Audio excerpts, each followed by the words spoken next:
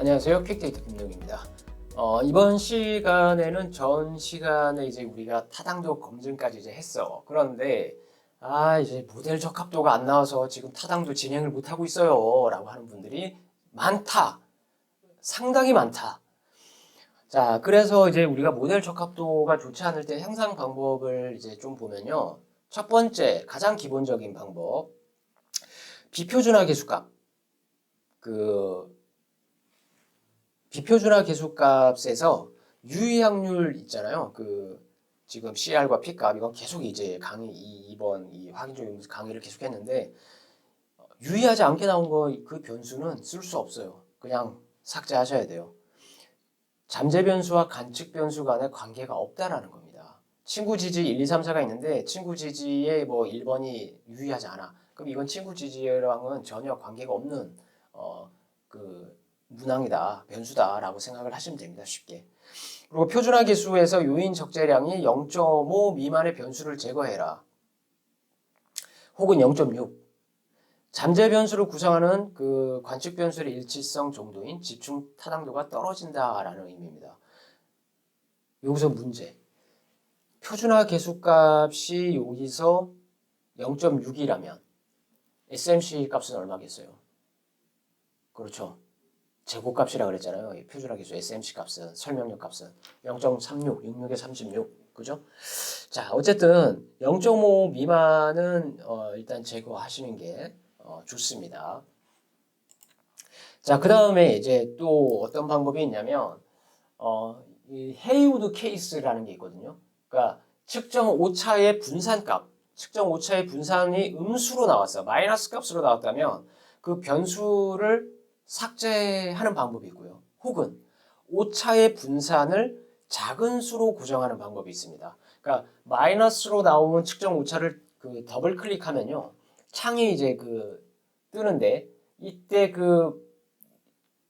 variance 값을 0.005 정도로 설정해 놓으면 모델 적합도가 높아지기도 해요. 그러니까 지금 그림을 보면 임의로 제가 이원에다가 마이너스 251, 0.251로 수정했어요. 임의로.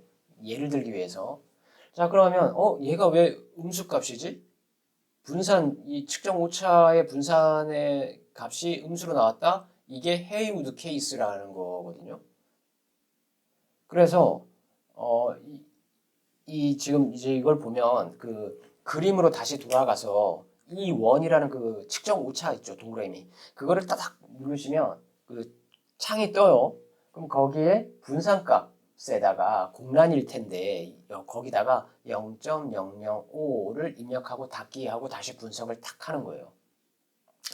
그렇게 되면 이제 그 음수값이 사라지고 모델 적합도가 모델 핏 값이 우리가 맨 처음에 모델 핏 봐야 된다 그랬잖아요. 절대적합지수, 증분적합지수 이런 거 봐야 된다 그랬잖아요. 그 값이 이제 조금씩 올라가기 시작할 겁니다. 뭐 그렇다고 스펙터클하게 올라가지는 않아요. 아니면 이 오차, 이 헤이우드 케이스가 있는 이 변수는 삭제. 자, 그래서 이 분산 이게 뭐냐면요. 측정 오차는 잠재 변수가 관측 변수를 설명하지 못하는 정도예요. 그러니까 친구 지지라고 한다면 친구 지지가 친구 지지 1번을 설명하지 못하는 정도인데 이게 음수라고 한다면 100% 설명하고 있다는 거예요. 측정 오차가. 측정 오차가 100% 설명한다는 게 말이 안 되잖아요. 그래서 이 음수값이 나오는 거다. 그래서 음수값이 나오는 경우는 이제 여러 가지겠지만 두 가지예요. 삭제하거나 분산값에서 음수가 나왔다면 삭제하거나 혹은 분산값을 임의로 설정하는 거다. 0.005 이렇게 설정하는 거다라는 겁니다. 근데 이거를 한두 개가 아니라 막 전체가 막 그렇다. 그러면 뭔가 이제 처음부터 문제가 있는 거예요. 설문지 구성이 잘못됐던 아니면 데이터 클리닝을 뭐 했던 데이터 클리닝이라는 뭐예요? 불성실 응답, 그 다음에 정규성 검증, 이상치, 뭐 결측치 이런 거 다 확인하는 거예요. 그래서 그런 게 좀 부족했을 수도 있고요. 그래서 이렇게 적합도를 향상시킬 수 있는 방법이 있고요. 그 다음에 SMC 설명력, SMC 값이 0.4 미만의 변수를 제거하는 것이다. 자, 다시 얘기해서 여러분 0.4 SMC 0.4라는 것은 뭐와 연관이 있어요? 표준화 계수값과 연관이 있죠. 그죠? 그러면 아까 우리가 표준화 계수값이 0.6이면 이걸 제곱하면 0.66에 36에서 0.36 그럼 당연히 SMC가 0.36 반올림에서 0.4 이렇게 나온다라고 했었어요. 이럴 때 SMC를 보고 SMC 값을 보고 0.4 미만을 이제 변수를 제거할 수도 있다. 이게 뭐냐면 다중회귀 분석의 R제곱 값과 같은 거다 그랬는데 잠재 변수가 관측 변수를 얼마나 설명하는가를 의미하는 건데요. 0.4 미만일 때에는 40%도 설명하지 못하고 있다라는 겁니다.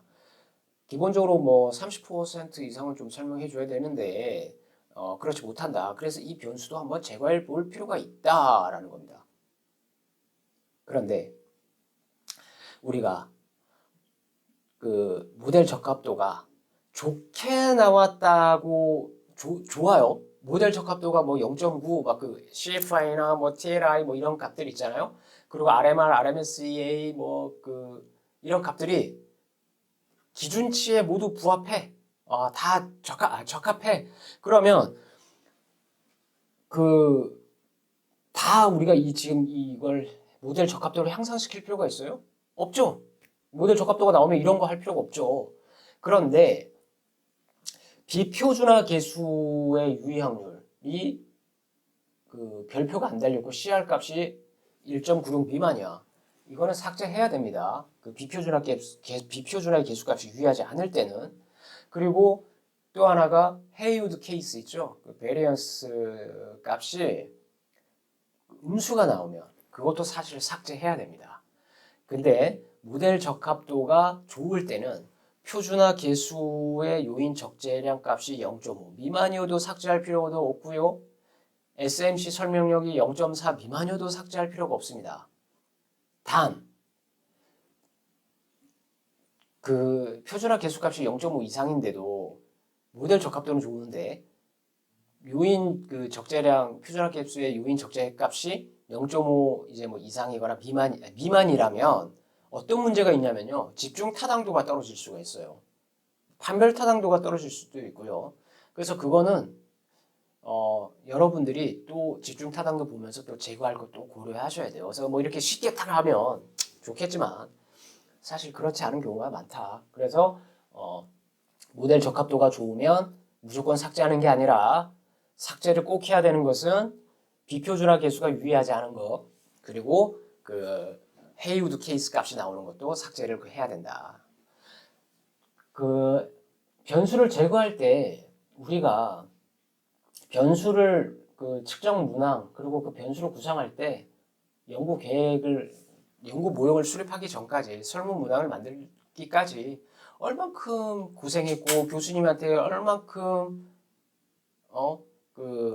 다시 수정해라 이런 피드백을 많이 받았습니까? 그렇게 고민한 만큼 변수를 제거할 때도요. 아주 그 과정만큼이나 신중하게 고민하셔야 됩니다. 그래서 하나의 방법을 시도하고 이걸 한꺼번에 다 해버리는 게 아니라 한 가지 방법을 시도하고 모델 적합도 또 확인하고 또 하나 하고 또 반복하고 이런 과정을 하나 하면서 수정하면서 보고 하나 하고 봐야지 한꺼번에 다 수정해 버리시면 안 돼요. 그 관측 변수를 우리가 하나 바꿀 때마다 모델 적합도가 막 바뀌기 때문에 한 번에 여러 변수를 삭제하거나 절대 그렇게 하면 안 됩니다. 그래서 꼭 하나하나씩 이 방법을 하나하나씩 쓰면서 시간이 걸리더라도 관측 변수를 삭제하지 않는 것이 결국 뭐예요? 내가 세운 연구 모델에 대한 이론적 근거가 탄탄해지는 겁니다. 그래서 처음부터 설문 측정 문항에 대해서 선행 연구를 좀 충분히 많이 보고 고찰하고 신중히 만드는 것이 중요하다. 설문으로 연구를 할 때는. 그 다음에 이제 그 수정지수 마지막으로 수정지수를 이용해서 문항 확인 제거하는 건데요. 맨 처음에 첫 시간에 그 modification indices MI 그걸 클릭한다 그랬잖아요. 그걸 체크해야 된다 그랬잖아요. 그걸 체크하면 해도 안 돼. 그러면 이제 어떻게 하냐면 그 이 수정 지수를 보고 우리가 보는 그 삭제를 보는 거예요. 그런데 한꺼번에 다 그 모델 전체 확인적 유인 분석의 그 잠재 변수 전체를 놓고 하는 게 아니라 개별 변수, 개별 잠재 변수를 각각 따로 구분해서 확인적 유인 분석을 하시는 게 좋습니다. 그러니까 처음에는 친구 지지 하나만 딱 놓고 확인적 유인 분석을 하는 거예요. 예를 들어서 친구 지지만 우리가 이렇게 지금 그림처럼 따로 딱 해놓고 봤어. 이럴 때는 그 우리가 이제 매우 단순한 모델이잖아요. 관측 변수 4개밖에 없잖아요. 그럼 모델 적합도는요, 그냥 좋을 수밖에 없어요. 그럼에도 불구하고 모델 적합도가 낮다. 관측 변수 4개만 가지고 그냥 확인적 요인 분석을 했는데도 모델 적합도가 낮다. 그럼 약간 문제가 있는 그 측정인데, 그래도 불구하고 수정 지수를 우리가 통해서 오차 간의 상관 있죠. E1, E2, E3, E4가 있잖아요. 거기에서 보면 이 MI 값을 이제 확인하는 거예요. 그 값들을. 그래서 이 값들이 오차 간의 어떤 그 상관보다 현재 높은 값이 있다면 지금 이제 MI에서 보여지는 이 값들이 해당하는 변수의 측정 문항을 살펴보는 거예요. 두 문항이 이제 E1과 뭐 예를 들어서 E1과 E2가 현저하게 높다. 그 MI에서 얘기해 주는 것이, 수정 지수가 얘기해 주는 것이. 그러면 그 두 측정 문항을 조금 잘 보면 매우 유사하다라는 의미일 수 있어요. 그래서 응답자들도 체크하면서 이와 유사하게 반응했다라는 뜻입니다. 그래서 두 문항 중에서 가장 중요하다고 판단되는 문항을 빼고 나머지 하나의 문항을 삭제하는 거죠.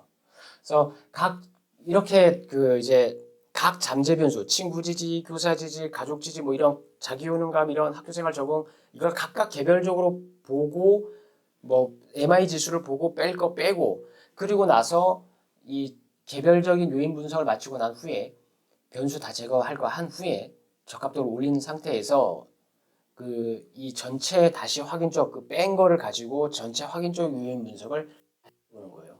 그렇게 하면 전체 잠재 변수와 또 원래 이제 우리가 계획했던 확인적 요인 분석을 다시 또 시도해 보는 거죠. 그래서 이런 방법들이 있는데 이런 방법들을 동원해서 했음에도 불구하고 뭔가 적합도도 나아지지 않고 그런다 그러면